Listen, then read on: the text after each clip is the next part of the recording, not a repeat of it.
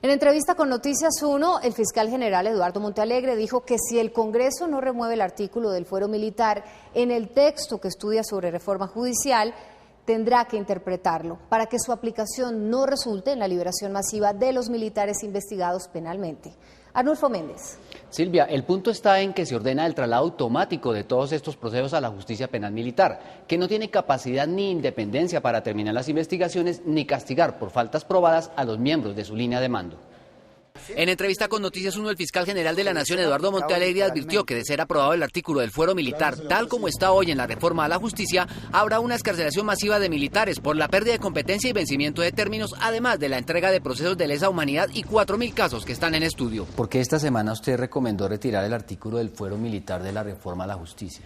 Ese artículo tiene graves inconvenientes, porque de ser aplicado literalmente, esto implicaría que todos los procesos que actualmente tiene la justicia ordinaria por graves violaciones a los derechos humanos, incluyendo los falsos positivos, crímenes de lesa humanidad, crímenes de guerra, pasarían automáticamente a la justicia penal militar. Además, se correría el riesgo de excarcelaciones masivas de miembros de la fuerza pública que están detenidos o con orden de captura por graves violaciones a los derechos humanos. ¿Más o menos de cuántos estaríamos hablando que quedarían en libertad? Más o menos cerca de 2.000 personas. No es todo. El fiscal Montealegre advirtió que si ese artículo hace parte de la reforma constitucional que sea aprobada por el Congreso, él se negaría a entregarle a la justicia penal militar todos los procesos. No los pasaría automáticamente a la justicia penal militar, sino que la Fiscalía estudiaría caso por caso y solamente enviaría aquellos en los cuales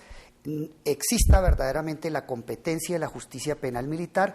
¿Se podría entender que entonces el Congreso está legislando unos artículos que la Fiscalía no va a cumplir? No, yo voy a cumplir, si llega a ser aprobado, mi deber es cumplir la Constitución.